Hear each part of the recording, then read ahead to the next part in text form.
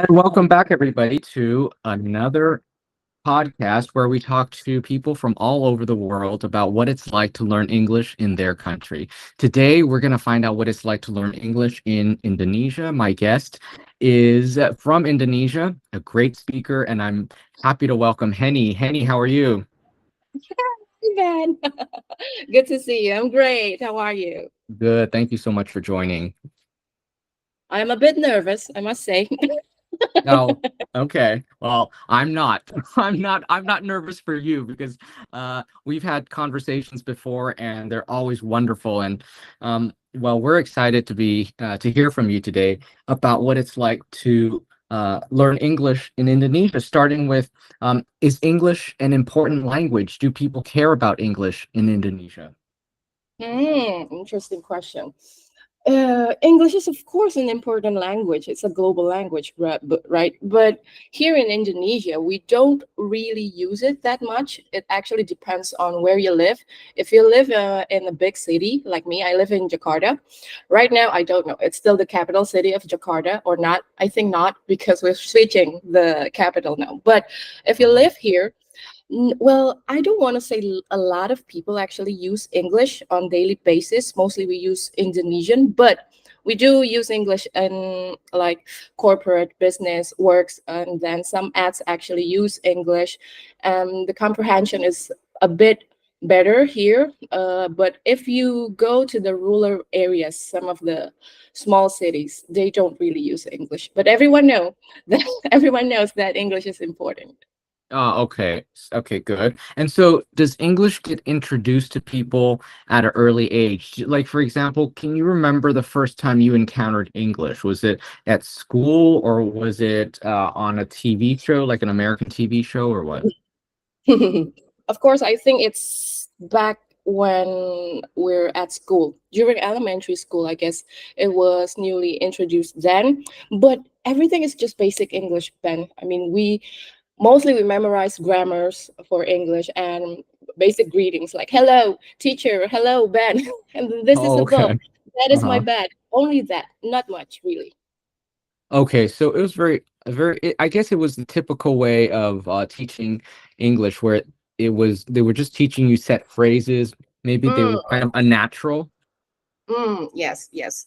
I don't want to say unnatural. Some of the English teachers here are really great, but I think it's like the same experience like our friends in other countries when it comes to teachers and what we have been taught. It's probably in terms of pronunciation, it's probably not the best. Okay, But okay. we understand grammar quite well. You guys are able to take the test. It's like that you learn English for the sole purpose of taking the test. Yes, just like that, like math, like Uh, other things, science, just like that as a subject. okay. Well, did you like learning English in school? I do actually. My English grades has always been wonderful. I Uh-huh. think that's because I like watching movies, mostly American sitcom like Friends. I love watching that, and then I read a lot of English magazines back then. So I think it has Uh, helped me a lot, quite a lot. so you talk about watching a lot of sitcoms, Mm, TV shows and mm. series. And so is that something that you did or most kids learning English, is that something that they do? I mean, do your teachers say, "Hey, the best thing to do is watch TV shows," or is that something that you're interested in? No, no, no way teachers would say something like that. Oh, I guess it's just a hobby of mine. And some of my friends actually have the same hobbies. So I guess watching sitcoms back then, wait a minute, cartoons. And then I think right at junior high school, I started watching lots of sitcoms and I got HBO back then. So oh, I got wow. access to more movies and I like them all, really, up until today. Oh, But not okay. everyone has that, I guess. It's not like everyone watch American movies. It's not like that. Okay, so you were really into it. So you really sought it out. So what you're saying is most kids learning English, they don't necessarily seek out this sort of supplemental No, learning. no. Okay. Not really, not really. And because we have our local movies or series and everything, most people actually do that. But I guess right now everyone is changing. Back when I was still in junior high school, I guess it's like that. But right now, like Hollywood movies, everyone is so into it, I guess. So it's really, really great. But I'm not really, I don't really think that we watch that because we want to learn English. Not really. We just want to enjoy the movie. Mostly it's because of that reason. Right, right, of course. And if you do it for that reason, you'll actually learn English quicker. Mm. Yeah, yeah. Somehow the accent, the pronunciation, I think for me personally, I got that because of watching too much movies, I guess. No, no, not too much, just the right amount. Look at what it produced. Um, so uh, did you okay, so did you speak English with your friends in school while you guys were studying it, in school? Mm, no, Or do you only no, spoke okay, the local no. language? Mm-hmm. Yes, local language, mostly Indonesian, Bahasa Indonesia. That's how we say Bahasa, it. Bahasa, Indonesia. Oh, okay. Yay. Which is different from Bahasa that is spoken in Malaysia? So here's the thing. This is like the common mistake that lots of foreigners make. Uh-huh. They think that the name of our language is Bahasa. No, it's Uh-huh. not. Bahasa actually it translates into English as language. So the Uh, word for language is Bahasa. So there are Bahasa Indonesia, that means Indonesian language, and Malaysia Bahasa Malaysia, Malaysian language. oh, so it's a different language. I get it. Okay. Oh, there are similarities with Malaysian, but some of the words it has different meaning. I went to Malaysia just a week ago, just last Mhm. week, and Oh, okay. yeah, and then it was we can talk like the numbers. It's all the same, like one, two, three, satu, dua, tiga. It's all the same. But when they say pusing, for instance, pusing in my language it means headache, and in Malaysian it means turn pusing kiri, turn left, turn right, like that. So it was Oh, okay. confusing, but That's interesting, very different. right? There are Where some did similarities. where did you go in Malaysia? Because I spent a few months in Malaysia last year. Where did you go? Yay! I went to KL, Kuala Lumpur, the Oh, I capital. like Kuala Lumpur. Yeah, I like Yeah, it. yes, yes. The food, oh, they are great, great, Yes. delicious. Very underrated, huh, KL? But I think it's more advanced than my country somehow in terms of transportation, I would say. It's more integrated there. But Hmm. we're keeping up with everyone. You visited Jakarta, right? Yes, yes, I did. And Uh, how was I that? oh, it was nice. It was nice. I didn't notice that it was in like because it's a big city, so I felt like yeah, the places I went, people spoke English. I mean, Well, did you have enough any where problem speaking English with everyone when you were in Jakarta? I'm sorry, say it again. What did you have any problem like speaking English with everyone when you I were in Jakarta? Not that I could remember, but hey, I was only in Jakarta for like 2 or 3 days, but it was okay. Oh, All the way. Also, I was in South Jakarta, which is very international. Am I yeah. right? True. Lots of Yeah. people actually understand and speak English there. Yes, so that's probably why it was fine and I enjoyed it and South Jakarta is nice and so yeah, no problems and the places that I went they all kind of spoke English so it was fine. Did you try nasi goreng? It's like Oh famous. yes, yes, yes, I did. You It's good. did. The food is good in Indonesia in Jakarta and Mm, it's it's not expensive. yeah. Oh Um yes. For you, it's not expensive. yeah, Jakarta is like yeah. the most expensive city among other city in Indonesia. Okay. And then, but right, right, because of the currency Well, valuation, yeah, coming from the US dollar, it does not seem expensive. yeah, So it of was course. good. Yes. Um, okay, but let me ask you, okay, what about American culture? How does that play into your learning English or the way other Indonesians learn English? I cannot say this for everyone. I mean, everyone has different experience when it comes to learning a language, right?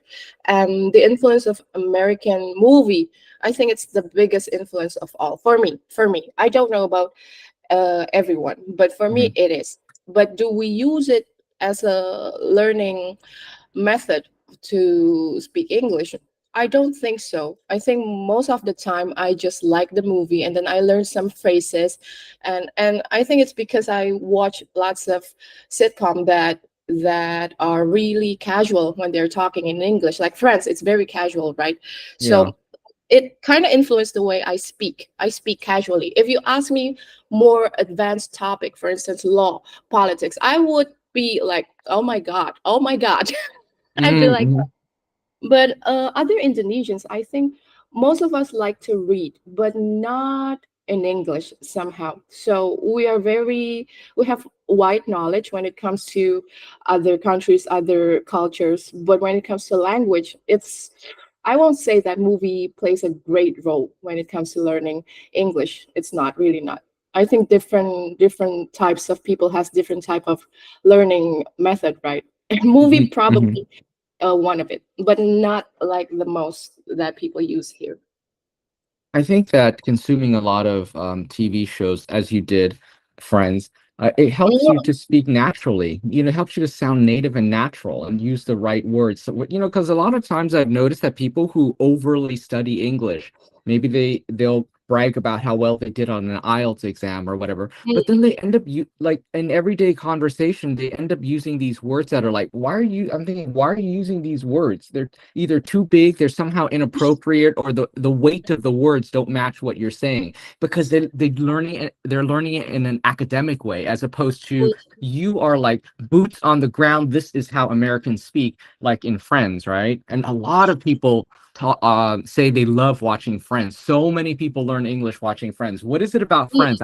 I know it's a very Friends, you popular love. show. I never watched Did it. you watch it? Have you ever watched it? No, I've never seen it. No. Oh my God, Ben, you should. I love Jennifer Aniston though, but I've Oh, never okay. seen. Everyone loves her. Yes, Yeah. she's funny. She's beautiful. Oh, you Yeah. need to watch Friends. It's like my favorite among everything, every series. Really? Okay. How many seasons of Friends are Ten, there? 10. 10. Let's Oh, spend months okay. finishing Inexhaustible. What, like they're like 20 episodes. Back then they were like 20, it. 23 Yes, episodes a season, right? yes. Oh, But that's I guess great. I learned a lot from them. Okay. Okay, good. And you said you read magazines, which is also really good because Mm, with magazines you get sort of like current English, right? This is the way how people these are the words people currently use and all that. A lot of people don't read. What made you decide to read in English as opposed to in Bahasa Indonesian? okay, this will be a very funny answer somehow. Okay. So here's the thing. I was a little girl, no, a teenage girl, and Uh-huh. then I like the boys that appears on the American magazine here. Ah, okay. So that's the reason that I started reading everything. I read magazines like Cosmopolitan, like Oh, during high okay. school, and That's in English. perfect. Yeah. Yeah. Is it perfect? I feel like it's Well, a lot making of girls, a lot of young girls in America they call it Cosmo. Yes. Uh-huh. yes, yes, Cosmo. And then Hmm. there's the other magazine. I forgot what it was, but there was a time where I just really saved money just to buy magazine in English because it's expensive, but it's so expensive. It's like Oh, five wow. the price of the regular local magazine here. So I really save money just to read everything. And what I feel is there are lots of knowledge inside, knowledge that probably is not mentioned in our local magazine, things like that. And because we're quite conservative in Yeah. terms of news, right? Uh-huh. So I guess it expands lots of knowledge for me. So, and I'm a curious person, and that's why I love reading those magazines. Really, I do. Okay. Yes, and magazines like Cosmopolitan, or we call it Cosmo, Mm. they talk a lot about, well, you're a young girl, you're thinking, yeah, I want to know Lots of about guys, and there's a everything. lot of stuff about sex and stuff like that, right? And Yeah. so which and I imagine in your local media they Yeah, probably don't. yeah, It's not, yeah. yeah, okay, it's not as available. But anyway, these discussions are interesting, and plus maybe also the things they talk about, you also learn the culture through the reading, plus you Mm, learn words and all of that, right? yes, yes. I Yeah. guess it's a combination of watching lots of American movies and that reading. I guess it helps me a lot, really a lot. Yes. Yes.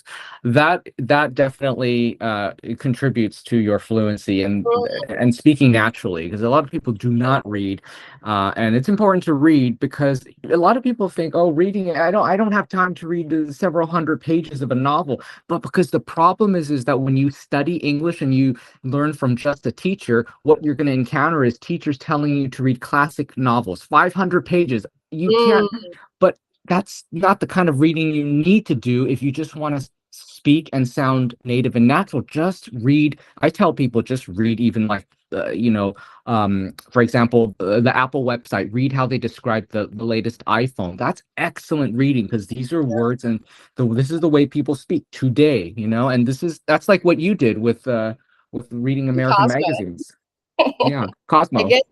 Yeah, everyone should start reading the things that they really like. It shouldn't be something really advanced, I guess, because there are really complicated words when you read like really advanced books, and it could be boring. You won't finish it. And Mm, I guess reading things that are more well fit with your interest, it's better. It's better. yeah. Sometimes just, guilty pleasure reading is fine. If you want to read no, really, if like for you wanted to read something kind of tabloidy, like a tabloid, then it Mm, works, right? Tabloid being sort of like those maybe like gossip columns, what's happening with mm, certain mm. celebrities. If you're into that, just go for it. Don't even worry about people judging you for it. Why are you reading I that? read Because horoscope. Horoscope in English. I read that. horoscope. There you go. Well, Yes. I'm a woman. Yes, all of that informs your ability to use English in a native and natural way. Mm, So good for you. oh, Um, thank and so in Jakarta, the capital or the whatever, the big city in Indonesia, you. people speak English. But so you said in the rural areas, is English education stressed in the rural areas in the smaller cities? Not really. I would Oh, say okay. not. No, not really. Because yeah, it's really, how do you say this? Uneven, the education here. It's kind of different, and people cannot access better resources based on their cities. I mean, let me rephrase that. When you're in the big city, there are lots of things that use English and more better English teachers. We even have foreigners to teach us in some courses, English courses here, but I don't think it's available in rural area. So it's a Oh, matter of okay. accessibility. Okay. And the English instruction that you guys receive in schools as kids, do you think that they were high quality instructions? Do you think that the teachers knew their stuff? Of course, actually, lots of teacher here. They are really, if honestly, they are better. I mean, I've been to Clubhouse, right? And Hmm. and you know how it was. Lots of English teacher, but somehow I feel like the teachers that can explain the reason behind something in terms of probably grammar, for instance, are Indonesian teacher. Somehow they're very dedicated, but probably they're lacking on the pronunciation area. Okay. But in terms of the subject, or how things happen, and then why is it like that, they can explain it really well. I guess because they're Indonesian, right? They can give examples that relates to us, so we understand it better. I took a course, so from elementary to high school, I guess 5 or 6 years, I forgot.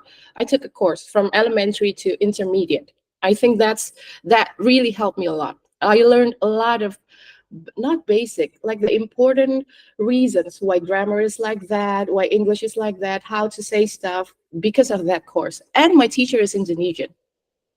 And so this course that you took, was this like extra private instruction that you just paid Yeah. for outside of school? Okay, Yes, okay. yes. My mom forced me into it. I couldn't be more grateful for her, really. Okay. because of that. But I think that kind of courses, it's not really available everywhere.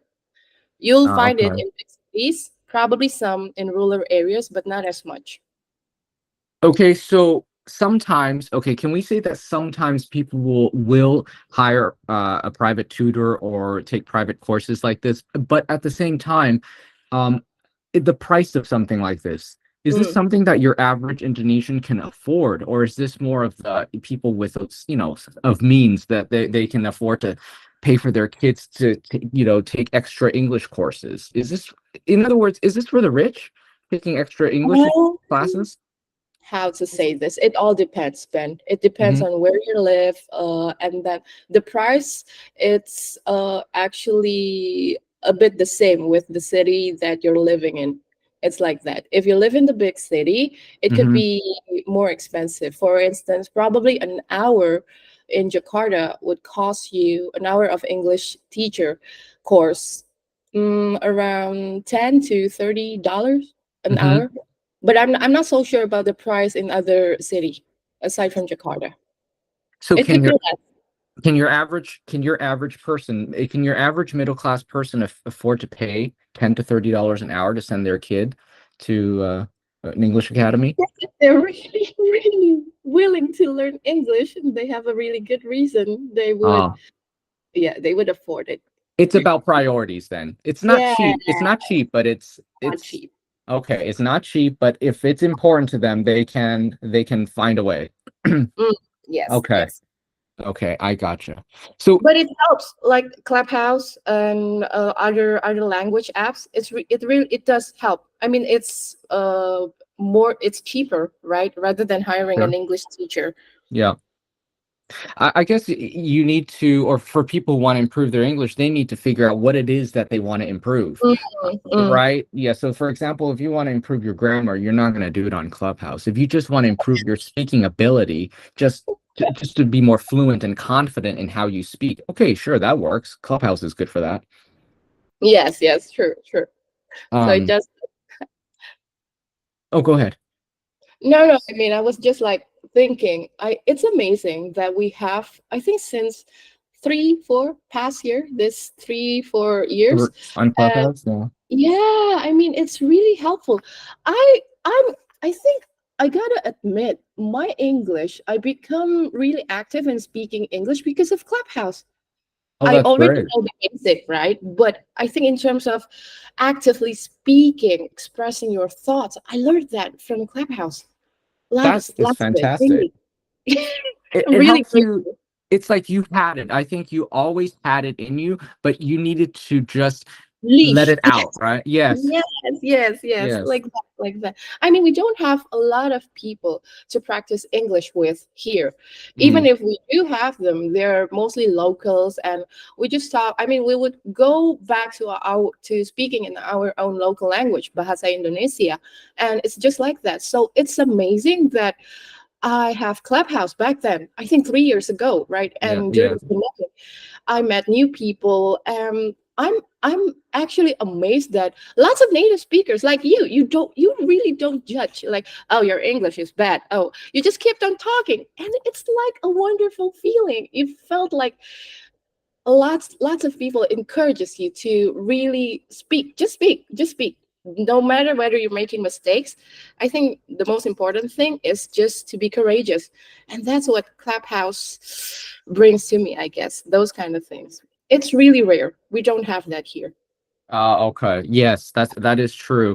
And even for somebody like me who's a native, it really helped me to develop more of a sort of a broadcasting voice, if you will, or Mm, it honed my ability to do public mm, speaking and not to worry about how I sound, or, and just to be smoother, just to also be more, the meter is better, like not too fast, not too slow, to be more even, and also forcing me to improve my communication skills and the way I explain things, because maybe not everybody, because as you're an English learner, maybe not everybody understands what you're saying. So you have to find ways to explain things. Because some native speakers that on Clubhouse, they would say things one way, and if the learner didn't understand, then they'll be like, never mind. But I'm not. You're right. I'm not like that. Okay. There's other ways to say it, right?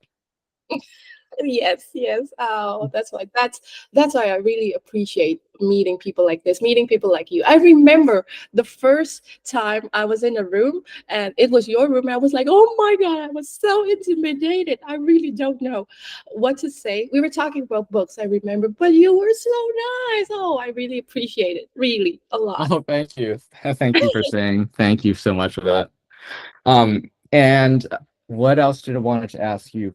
Um, English is seen as a skill, or it's something that people.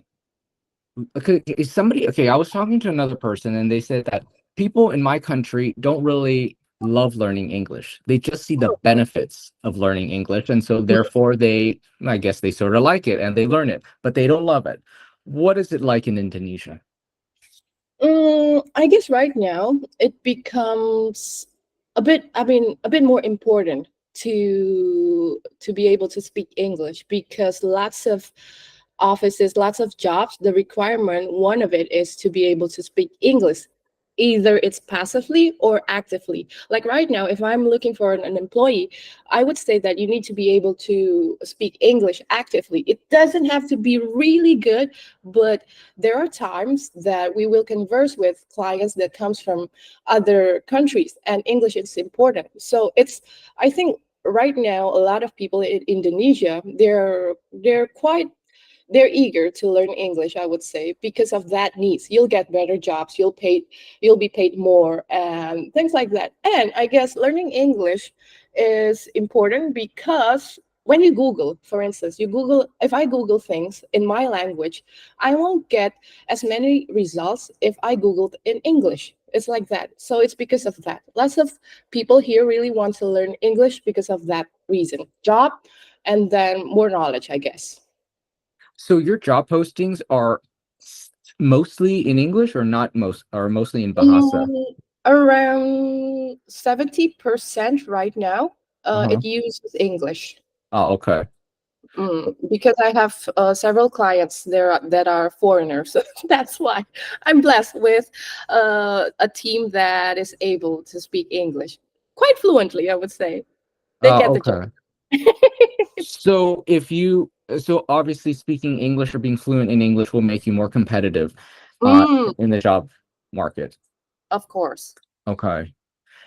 What about like official documents in Indonesia? Are any of them written in English? No, no, No. official, no. But unless you're dealing with, of like me, for instance, where I'm dealing with other people that lives in other country, and then they use English, so we need to use English. Okay. Okay. In those documents, I mean, yes, we need to use English.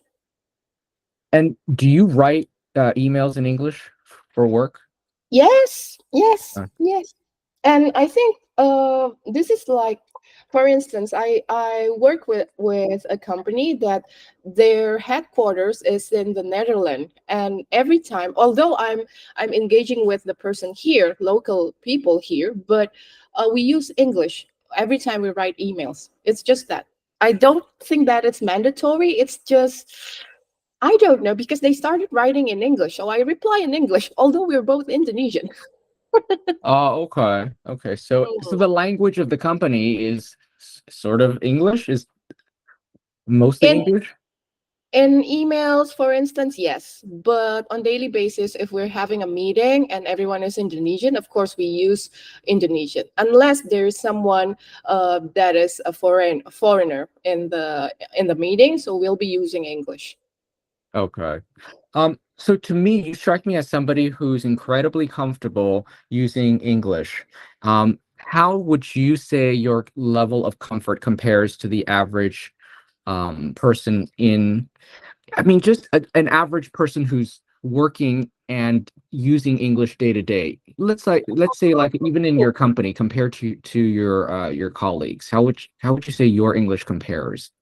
My English is okay, I guess. I think I'm more relaxed compared to everyone else. But there's Uh-huh. someone here in my company, and his name is Mario, and he's like he got 8.5 on IELTS, and I go to him to ask all difficult things about English, and then he's better. So I guess I'm fortunate, and um, I don't like to compare myself. I just feel like I'm more relaxed when it comes to English. I just really don't care whether I Mm, make a mistake or not. I just really feel, hey, it's my second language. I cannot be perfect with it. mhm. And I know I make lots of mistakes, but I really don't care. As long as I get my point across, I guess that's what's more important. For me, that is. And I Yes. encourage all my team. They're a bit more shy when it comes to speaking English, but they're trying. And what's lovely is the foreigners who are the clients. They seem to respect us. As I mean, even though some of them use broken English, for instance, but as long as they get their point across, I think that's what matters for them, and they really respect that, and that's what I love. That is the most important thing, is getting your point across. The ideas Yes. that you present, are they good ideas? If they're good ideas, you don't need it. Who cares if the grammar wasn't perfect that accompanied that idea, right? Um, Yeah. but also, you bring up a good point about how you're relaxed, and you're absolutely right. When you're relaxed, you're going to produce the language better, more authentically, and you will speak more confidently because you are relaxed. So Mm. that's the winning formula there, is that being relaxed, and also love for the language, and that's pretty Mm. apparent that you do love the language. I do. I do. I really do. I mean, Yeah. I learned that from Clubhouse.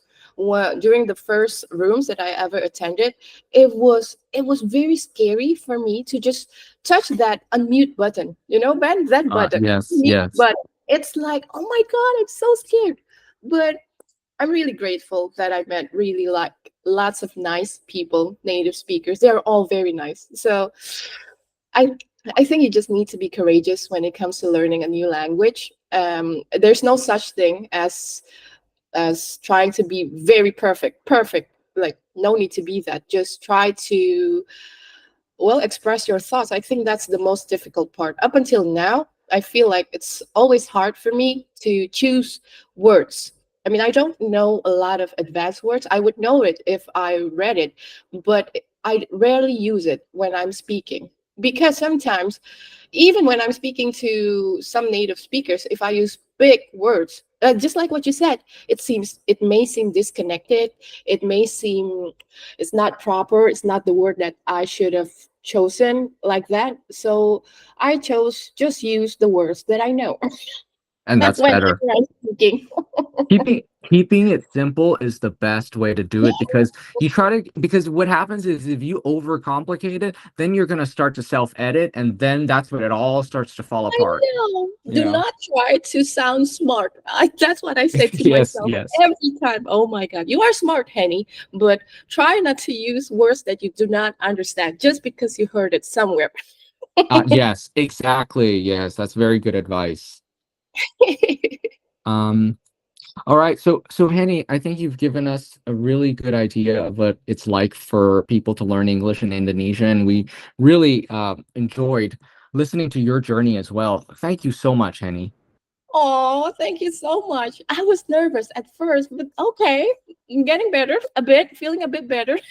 Thank you, It Ken. was Thank you perfect. so It was perfect. And thank you once again, Henny. And thank you everybody for listening to the end of this podcast. I hope you enjoyed it. And please make sure to hit that subscribe button. Also, click on the bell and select all. That way you'll know when we publish future videos. Thank you for joining, and we look forward to seeing you guys in the next podcast. Bye bye for now.